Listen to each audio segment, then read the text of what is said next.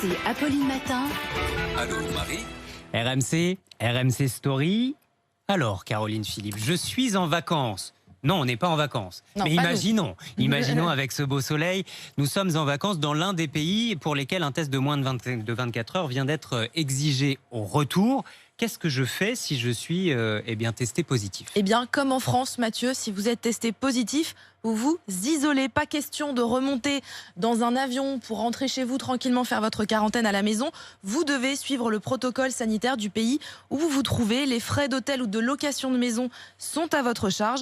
En Grèce, par exemple, les personnes testées positives doivent s'isoler 10 jours ou 7 pour les voyageurs vaccinés dans une structure désignée par les autorités sanitaires. En Espagne aussi, isolement à votre charge. Si vous avez des symptômes et que vous ne vous sentez pas bien, sachez qu'il y a une liste de médecins francophones sur le site internet de l'ambassade de France du pays où vous vous trouvez. C'est toujours utile de trouver cette petite liste, c'est précieux.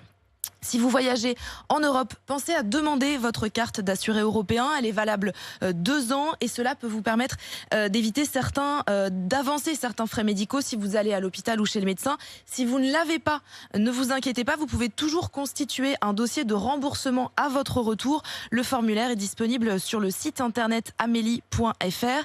Et si vous partez en dehors de l'Europe, seuls les soins médicaux urgents et imprévus pourront éventuellement être pris en charge par votre caisse primaire d'assurance maladie à votre retour.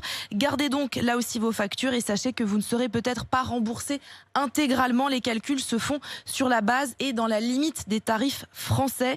Par précaution, vous pouvez souscrire à une assurance spéciale Covid.